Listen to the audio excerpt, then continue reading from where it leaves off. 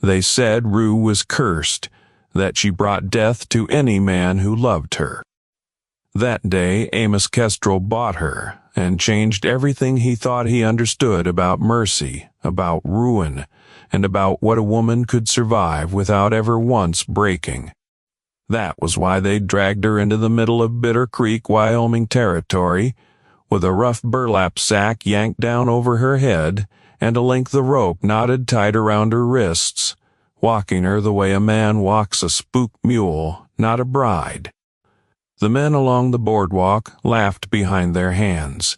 The women pulled their children close and turned their backs. The preacher, standing near the mercantile with his hat in his hands, found something urgent to study in the mud at his own boots.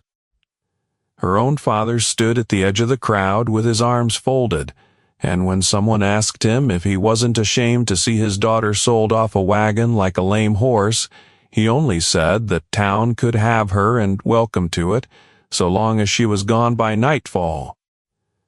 Nos. Kestrel did not laugh. He stood near the back of the crowd, a full head taller than most of the men around him, his shoulders wrapped in a heavy buffalo coat still dusted with the snow he'd carried down out of the Wind River country. He had ridden 2 days to trade pelts and buy flour and salt before the high passes closed for the winter, and he had no more business at a bride auction than a bear has at a church social. He had told himself as much twice already that morning, and yet there he stood, boots planted, watching a stranger under a sack get sold like tallow.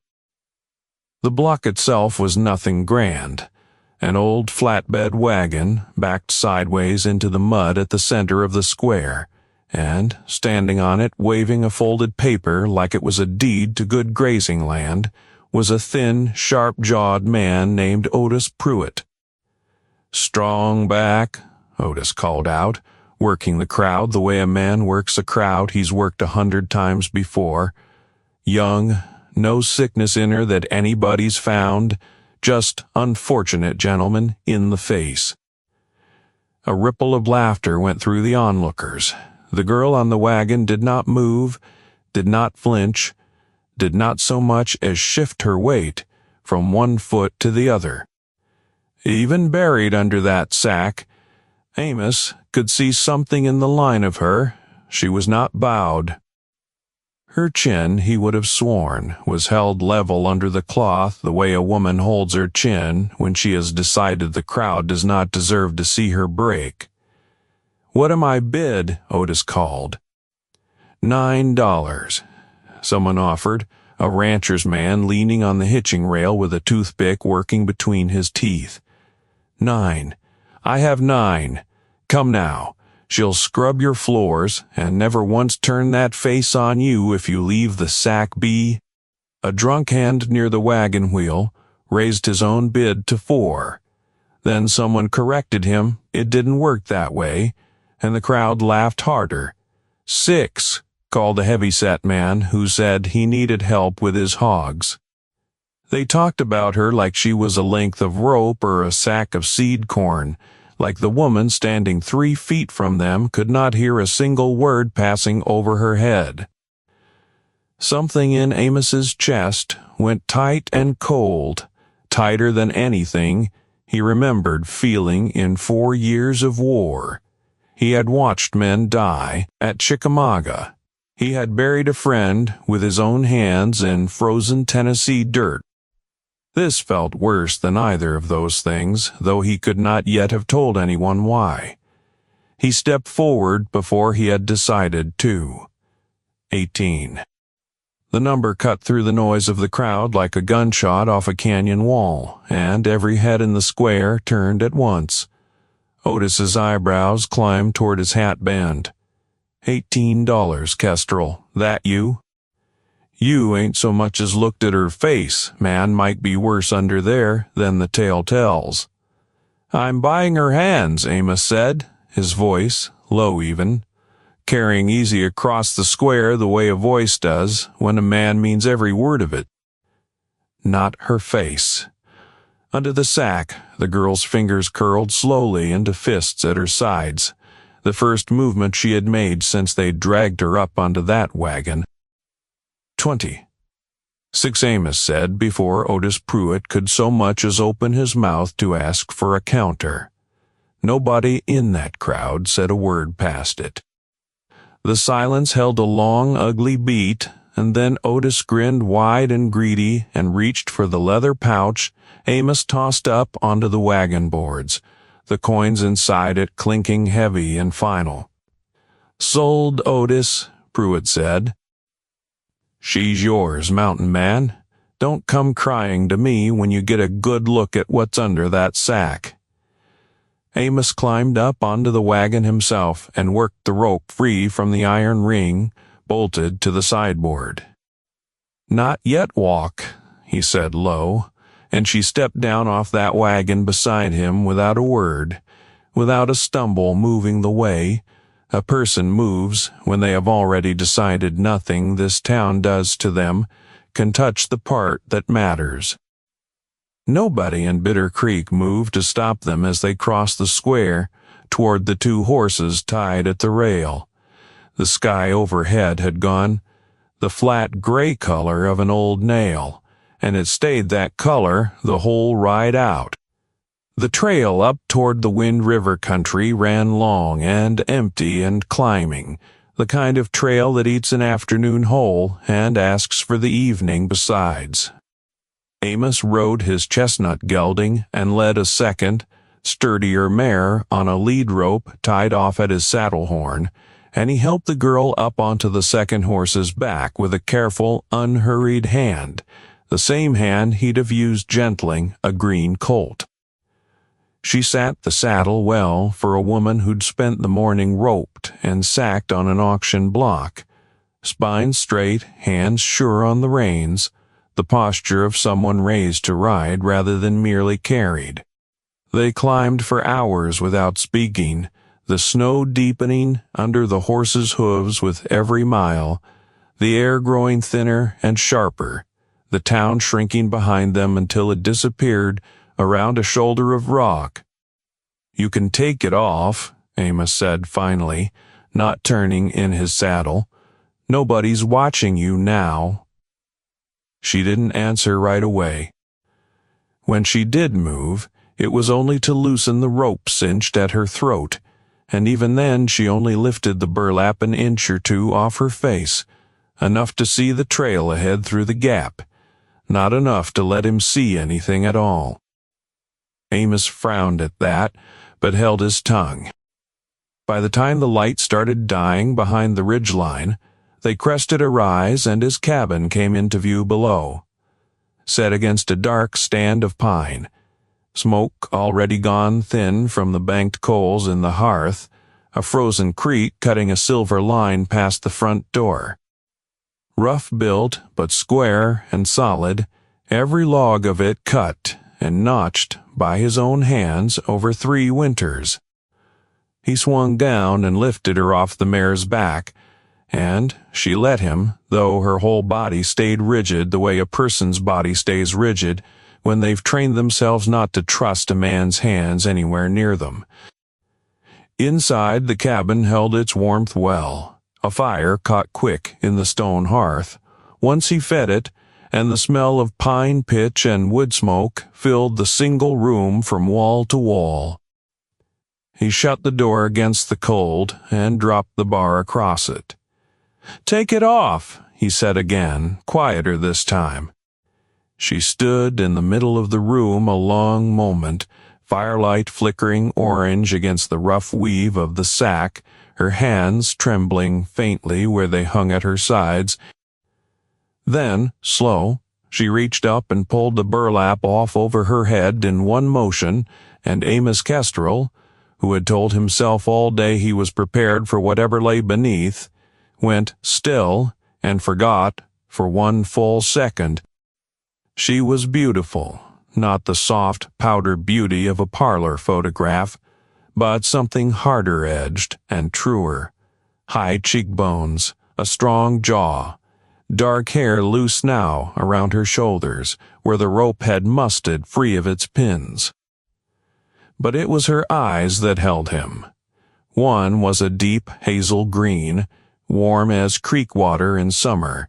The other was pale gray, storm-colored, unreadable as weather.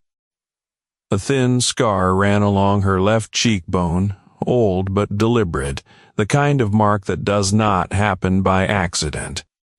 She met his stare without flinching, without looking away, the way a person meets a stare when they have decided disgust can no longer surprise them.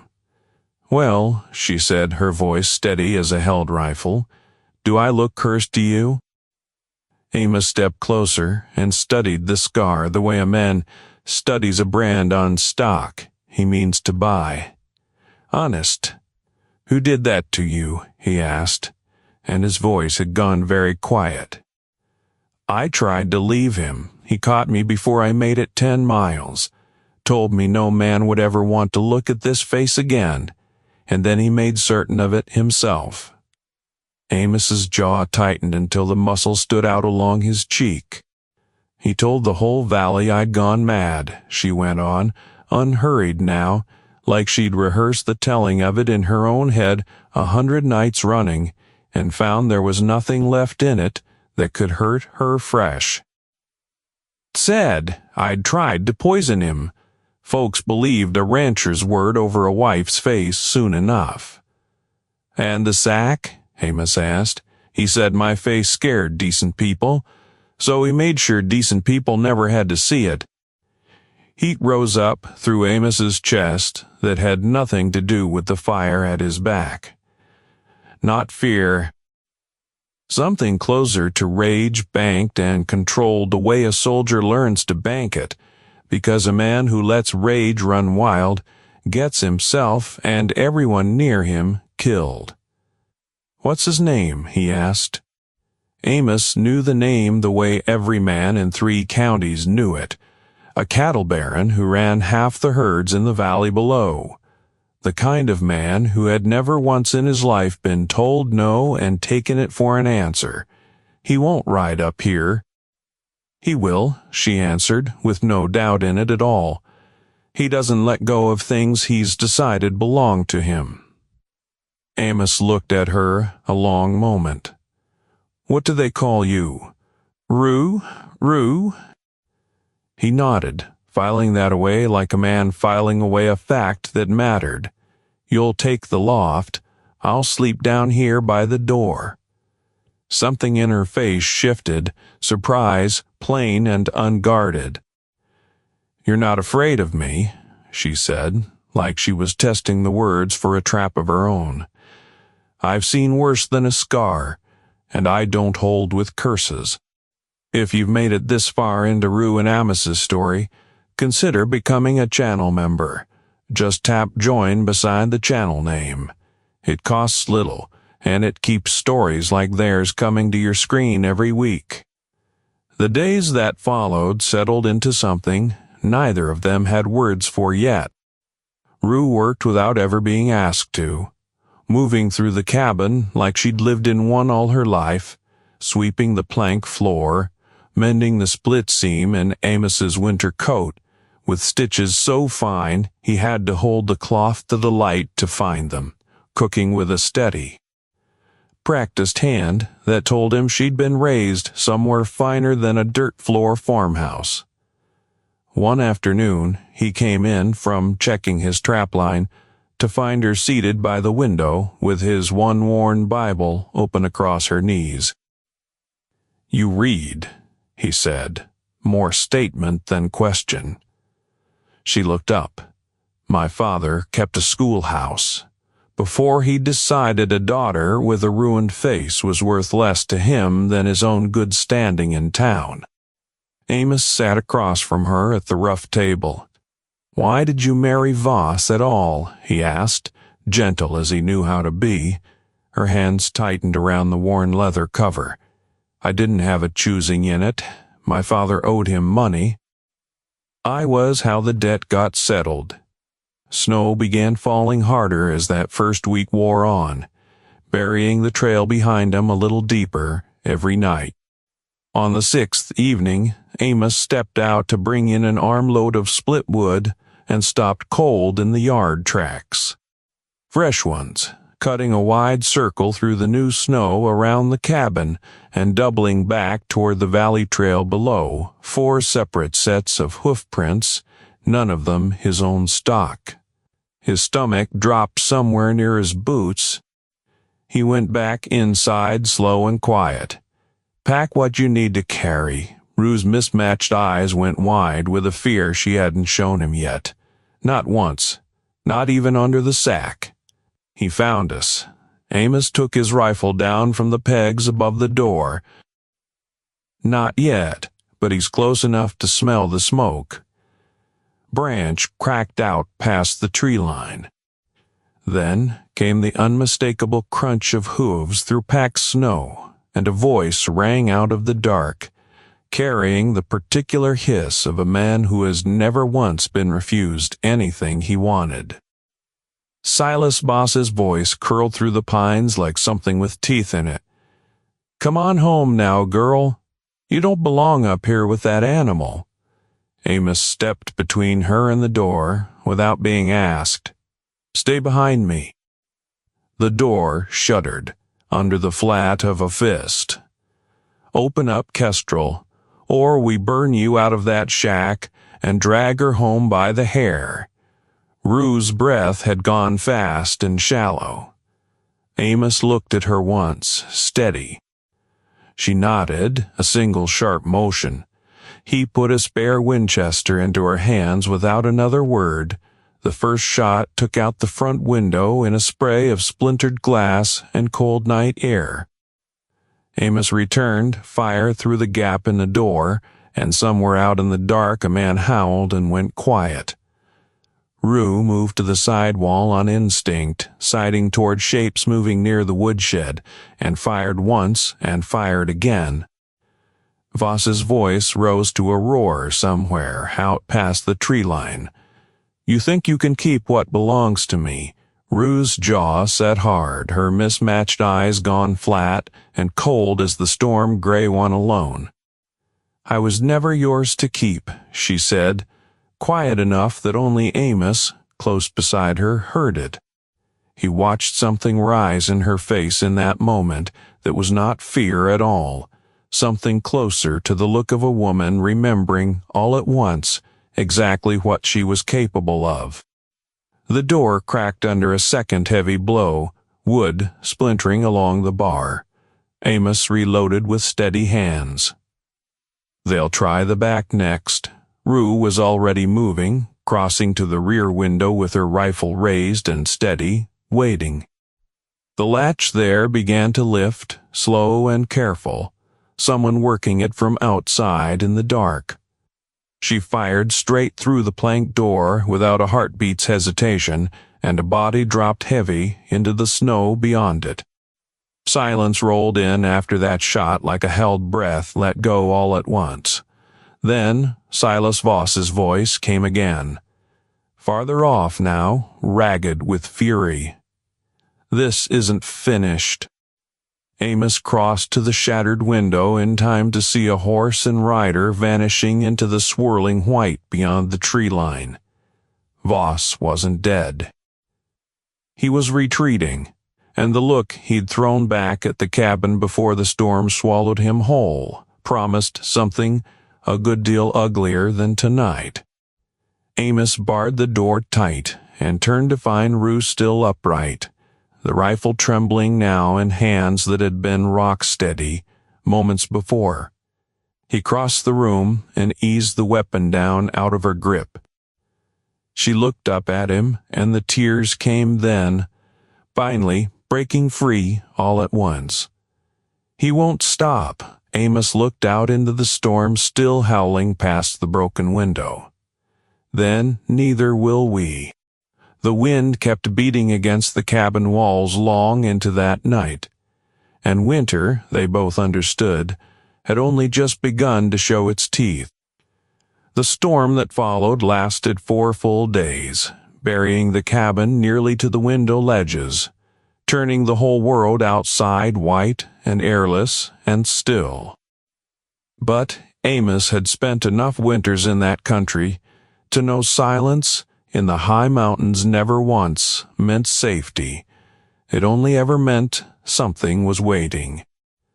Rue moved through those 4 days with a grim, quiet purpose, chopping vegetables in short, sharp strokes, keeping the fire fed through the night, cleaning both rifles and laying them side by side on the table like a soldier squaring away his kit before a battle he already knew was coming. On the second night of the storm, Amos woke to the sound of her crying softly up in the loft. He sat up on his cot near the door. "Rue," he called, gentle. The crying stopped. After a moment she came down the ladder, hair loose around her shoulders, the scar catching amber in the last of the firelight. "I dreamed he found me again. Only this time nobody was there." Amos rose and fed another split log to the hearth. "He's flesh and blood, not a ghost, and flesh and blood bleeds same as any man's." She studied him a long moment. "You talk like a soldier. I was one. Learned one true thing in all that time. What's that? Fear's loudest, right before the first shot. After that, it goes quiet. Then, it's just work." She nodded slowly, like she was turning that over and finding a place to keep it. "You're not afraid of him?" "I've never had patience for bullies. Never will." On the 4th morning, the storm broke at last. The sky scrubbed bright and hard and cold. Amos went out to check the tree line and found more tracks waiting for him. Not 4 riders this time, but 6, the prints of well-fed, rested horses, nothing like the tired stock that had come the first night. Voss was building toward something in earnest now. Amos walked back inside and set his rifle on the table. "They're not finished." Rue's hands went still on the cup she'd been drying. "How many?" 6, now." She let out a slow breath. "Wallace won't let this rest either. His brother runs cattle south of the fork. If Silas doesn't finish it himself, Wallace will see that somebody does." Amos looked around the small cabin, at the 2 rifles, the 1 door, the single narrow window. They'd already had to board over. "Once they won't come at us in daylight. They'll wait on the dark." Rue straightened her shoulders. "Then we don't wait on them."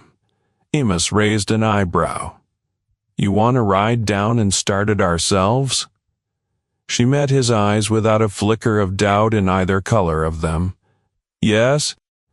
The idea sat between them a long moment, like a spark dropped too near dry kindling. Voss's home range sits down in the valley. There's a supply barn set off from the main house stacked to the rafters with winter feed for the whole herd. Burn that, and he loses everything he needs to see his cattle through to spring. Amos studied her carefully in the cold morning light. "You want revenge on him. I want to be free of him. There's a difference, and I mean to have the second one, whether or not I get the first. If you're the kind of viewer who wants more stories like this one waiting for you, become a channel member and tap join beside the channel name. It's a small thing that helps this channel keep going." That afternoon, they saddled both horses in the thin, hard light. The ride down toward the valley felt different from the ride up all those days before. Rue no longer rode small and hidden, but sat the saddle straight back beside Amos, her rifle slung plain across her shoulder for anyone to see.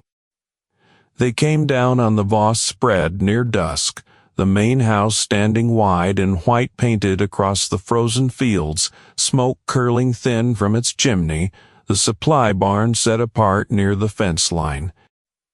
Amos tied the horses back in a stand of trees. "You're certain," he said. "Not quite a question."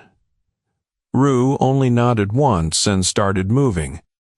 They crossed the last open ground, low and quiet, the ranch hands warm and careless inside the bunkhouse behind them. Inside the barn, hay rows and golden walls on every side, barrels of feed lined against the timber walls. Rue drew a small lantern from inside her coat, and her hand shook only slightly as she struck the match. Amos laid his palm over hers before the flame could catch. No, going back once, this is lit. She looked at him, steady now, nothing shaking left in her at all. There was never any going back, not since the day they put that sack over my head. She touched the match to the wick and tipped the little lantern into the hay. The flame caught slow at first, then all at once, and they slipped back into the tree line together as the first smoke began to climb into the darkening sky. By the time the ranch hands spilled out shouting, the barn stood fully ablaze, throwing long orange light across the snow. Men ran with buckets that did nothing against a fire that size. Silas Voss burst out of the main house with his coat thrown crooked over one shoulder, and even from a distance across the fence line, Rue could see the fury twisting his whole face into something ugly. He scanned the dark tree line hard, like a man who could feel eyes on him even if he couldn't find them. He knows, yes, and now he's good and angry. Good, Rue said, and meant it clean through. They rode back up the mountain under a hard, clear sky full of stars, and for 2 full days afterward, nothing happened at all. Then, on the 3rd night, the real attack came. It started with fire, the way these things so often do, a single flaming torch arcing out of the dark and catching the stable roof alight. Amos was out splitting wood when he spotted the flame and dropped the axe, sprinting for the well, shouting Rue's name into the yard. She came running with a bucket already in hand as more torches sailed in out of the black, and 6 riders swept in a wide circle around the cabin, Silas Voss's voice cutting through all of it like a blade dragged over stone. "You think you can burn what's mine?" he screamed. "I'll burn your whole world down around your ears." Amos fired toward the circling riders, and a horse shrieked and bolted riderless into the trees. Rue doused the spreading flame on the stable roof just in time, and then gunfire opened up from every direction at once, splintering wood, shaking the cabin walls down to their foundation logs. Amos grabbed her arm and hauled her back through the doorway as bullets punched clean through the outer planks. "Inside now!" he shouted. They went in together and he threw the bar across the door. "They'll rush the door soon." Rue was already loading fresh cartridges, her fingers quick and sure despite everything. "You could leave me here," she said suddenly, "if it's only me he wants." Amos looked at her sharp and hard. "I don't leave people behind. Not ever." "Not you." The door burst inward under a heavy blow, and a ranch hand charged through the smoke with his pistol raised. Rue fired without a heartbeat of hesitation, and the man dropped. A second came behind him and fell the same way. Out in the yard, Voss roared with pure frustration and charged the cabin himself, rifle up. Amos saw him coming through the drifting smoke and raised his own weapon. 2 shots cracked out together, near as one sound. Heat sliced hot along Amos's side, and he staggered but held his footing. Voss's shoulder burst red, and he dropped his rifle in the snow, but he did not fall. The 2 men locked eyes through the ragged, broken doorway, and Voss snarled like something wounded and cornered. "This ends tonight," he growled, reaching for the pistol still at his belt. Rue stepped up beside Amos without a word, raised her rifle level and calm as still water. You already ended it. She fired once. Silas Voss folded backward into the snow and did not move again. Silence dropped over the yard, whole and complete, while what was left of the riders scattered wild into the tree line and did not look back. Amos leaned hard against the wall, breathing ragged. Rue walked slow toward the body of the man who had branded her, hunted her clean across 2 counties, tried to own the whole of her right down to her name. He lay still in the reddening snow. No more chains left to threaten her with. Amos came to stand beside her. "It's done," he said. Quiet Rue looked up at the black sky overhead, and for the first time since Bitter Creek, her shoulders came down easy from around her ears. They dragged the bodies back off from the cabin that night and covered them deep under snow, knowing full well there would be questions come the spring thaw. But for the moment, the whole valley had gone silent around them. Before dawn, Rue climbed down from the loft and sat beside Amos at the hearth without a word. "Thank you," she said softly. He shook his head slow. "You saved yourself tonight. All I did was stand next to you while you did it."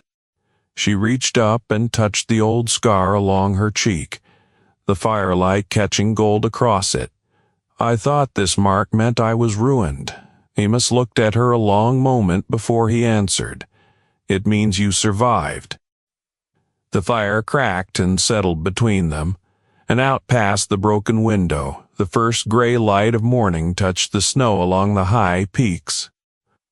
Winter still held the mountain in its grip, but the fear that had lived in that cabin for weeks was finally, truly gone. The valley stayed quiet for a full week after Silas Voss fell in the snow. No torches burned in the dark past the tree line. Only wind moving through the pines and the slow crack of ice loosening along the creek. But Amos had lived long enough in that country to know peace out west never held for long.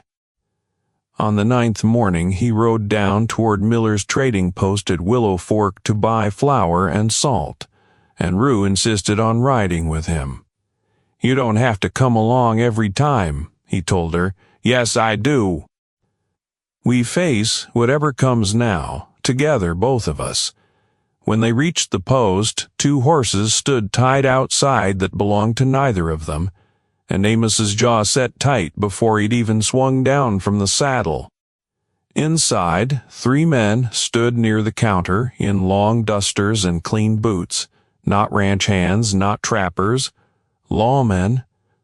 One of them turned as Amos stepped through the door. "You, Amos Kestrel?" the tallest one asked. "Depends who's asking." "Deputy Marshal Nathan Reeve," the man said, removing his hat slow and deliberate, his eyes sliding over toward Rue. "We're here about Silas Voss." Rue's spine went rigid. "What about him? Found dead, shot clean through. Folks say you 2 were seen riding near his spread the night his supply barn burned." Amos didn't so much as blink. "Folks say a lot of things they can't prove." Reeves' gaze moved to the scar along Rue's cheek. "You? Rue Calloway? Married name? Voss?" "I am. He was your husband. He forced that marriage on me," she said, voice steady clean through. "There's a difference between a marriage and an ownership paper, Marshal, and I lived inside the second kind for 3 years. Reeve crossed his arms. "Maybe so. But he was a powerful man, and powerful men keep friends even after they're in the ground." The room went tight and close. "You planning to arrest her?" Amos asked. "Depends," Reeves said, "on whether it reads as self-defense or something uglier." Rue stepped forward before Amos could say another word. "He broke into our cabin with 6 armed riders," she said, clear and even. "I fired back to stay alive, that's the whole of it. Reeve studied her a long moment. "You've got proof of that?" Amos met his eyes square. "You're welcome to ride up and count the bullet holes in my own walls yourself." Reeve glanced at his two deputies, and one of them shrugged, muttering something about Voss having had no shortage of enemies of his own making. Reeve sighed. "Thing is," he said slow, "when a man like Voss dies, people go looking for somebody to lay the blame on. His brother Wallace runs cattle south of the Fork. He's already asking around." Rue felt the cold climb straight up her spine. "Let him ask." Reeve leaned in closer. "He's put up $450 for the woman who killed his brother." A long silence dropped over the room. Amos's hand drifted near his belt without him quite deciding to move it there. Reeve raised both palms, slow. "I'm not here to collect on that bounty myself, but there's men out there who will be." Rue's eyes went hard. "So what exactly are you telling us?" "I'm telling you that if you two stay up on that mountain, you'd best stay ready, men will come." Amos nodded once. "We've been ready a while now." Reeves settled his hat back on his head. "Never much cared for Voss myself. But the law doesn't run on feelings. Keep your rifles clean." He stepped aside and let them pass on out the door. The ride back up felt heavier than the ride down had. Rue stared ahead at the rising peaks a long while before she spoke. "It never truly ends, does it? It changes shape. That's the whole of what it does. That's all it's ever done." 5 weeks slid by after that, the deep snow slowly softening under the first thin edge of a spring sun, the creek cracking loose and running again beneath its skin of ice. Then, one clear afternoon, Rue heard it, a single distant gunshot, echoing flat off the ridgeline. Amos had ridden out to check his traps up near the high rocks. Another shot cracked out a moment later. Rue grabbed her rifle and ran for her horse without a second's hesitation, riding hard toward the sound with her heart slamming against her ribs. She found him kneeling behind a fallen log, blood already dark, and spreading through the fabric at his left thigh. Across the small clearing stood 2 men she'd never seen before, rifles raised, bounty hunters by the cut of their coats and the cold professional way they moved. Amos fired once more and caught one of them high in the shoulder, and the other ducked low behind a stand of pine. Rue slid off her horse and dropped behind a boulder. "You hurt bad," she called. "Still breathing," Amos answered through gritted teeth. The second bounty hunter shouted out from behind his cover.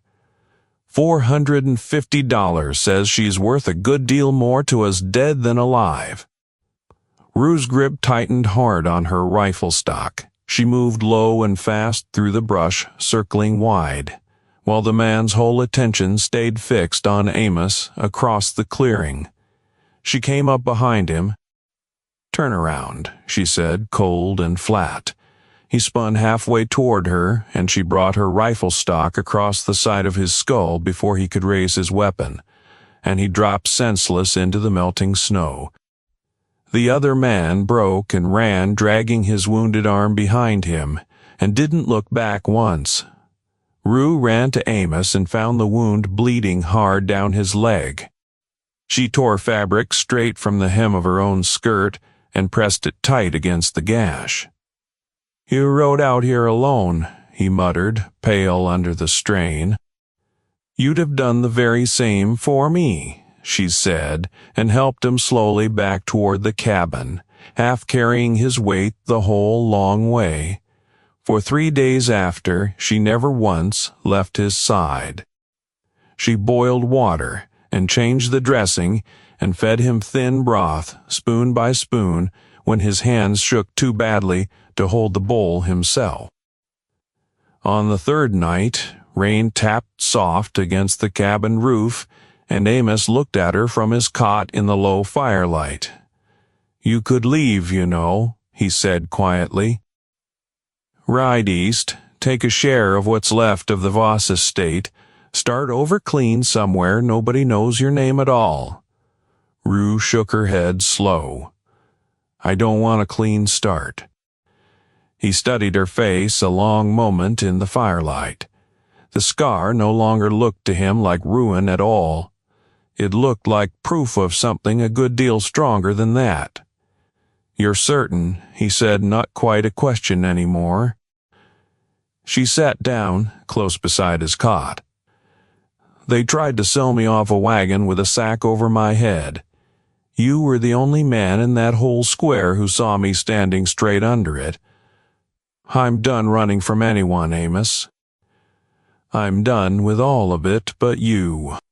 Weeks passed easy after that, the last of the mountain snow finally melting away into the creek, the ground softening green under a warming sun.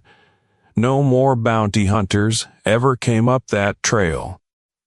Ward drifted quietly through the valley that Silas Voss's death had been ruled clean self-defense in the end, and his brother Wallace lost his taste for the hunt once the ranch itself started falling apart without Silas there to hold it together by sheer meanness alone. One evening in late spring, Rue stood outside near the creek watching the first wildflowers open along the bank. Amos came to stand beside her, walking easier now, stronger with every week that passed. "You ever regret it?" she asked him, "buying me that day?" He gave her a faint, crooked smile. "You mean regret buying myself the biggest trouble I ever signed on for?" "Yes," she said, laughing despite herself. He looked out at the mountains, going gold in the last of the evening light. "I thought I was only buying help to see me through one winter. Turned out I was buying the whole rest of my life instead." She felt warmth spread slow through her chest, the wind carrying the clean scent of pine and thawed earth all around them. "You know," she said gently, "you've never once asked me to marry you." Amos blinked, caught fully off guard. "Figured you'd had your fill of that particular word." She stepped in close. "With the right man standing beside me," she said, "it means something else entirely." He took both her hands in his own rough-weathered ones. "No preacher for 100 miles up here. We don't need one. We never did." Under the wide-open sky of the Wind River country, with nothing but pine trees and the running creek to stand witness, Amos Kestrel and Rue Calloway made a quiet promise to each other that no paper, no preacher, no sacks, no chains, no man owning any part of her ever again, only her own choosing, freely given. Summer came on, warm and bright after that. The cabin stood firm against every storm that rolled through, and down in the valley below, the land slowly began to heal itself. The old Voss ranch got sold off, piece by piece, to smaller outfits who worked it honest. One afternoon, a letter arrived by way of a rider from Bitter Creek, the town council, in careful formal language, had cleared Rue's name of every charge Silas Voss had ever laid against her, all of it struck from the record at last. She read the whole letter slow, folded it closed, and set it straight into the fire, without a flicker of hesitation. "I don't need their approval," she said, watching it curl black at the edges. Amos nodded once. Not for one day of it. The winters up in that high country were long, and they taught her the shape of them the way a person learns the moods of someone they mean to spend a life beside. She came to know which drafts crept under which door, and where the frost gathered thickest on the glass, and how the light off fresh snow could turn the whole valley, the pale color of a pearl held up to a lamp. She learned to read the sky the way Amos read it, to feel the weather, turning a full day before it broke, and there was a plain pride in that knowing that no town council could ever strike from any record. In the good months she kept a garden hacked out of the thin mountain soil, coaxing hard little vegetables up out of ground that did not want to give them, and the coaxing suited her. She had always been better with the stubborn things. Folks who did not know the story took her for his wife the moment they saw the two of them together, and they were not wrong, though the arrangement had come at things backward from how most folks came at them. She still caught strangers glancing at the scar, at the mismatched eyes, and she had stopped flinching from it a long time ago. Let them look. A face was only a map of where a person had already been. It said nothing about where they were bound. Amos never once looked at her the way the town of Laramie had looked at her on that auction block, and after enough seasons of being looked at kindly, a body starts to believe the kindness more than the cruelty. That was the quiet work of those years, not the shootouts, not the reckonings, but the slow undoing of a lie she had been handed young and made to carry alone. Years later, travelers passing through that stretch of the Wind River country would still tell of a tall mountain man and a sharp-eyed woman riding together, one eye green as Summer Creek water, the other. They said she could shoot straighter than most men twice her size, and that he listened close every single time she spoke, like her word carried real weight in that house. Some swore they'd seen her ride barefaced, clean through the middle of a town, once scar-catching bright in the sun, chin held level, daring any soul present to call her curse to her face. Nobody ever did. Amos Kestrel had bought a rejected bride with a sack over her head, believing in his own plain way that he was rescuing something broken. The truth, as it turned out, ran the other direction entirely. She had never once been broken, not for a single day of it. And, in the end, it wasn't the mountains that made him the man he became. It was her, standing straight beside him every single time it mattered.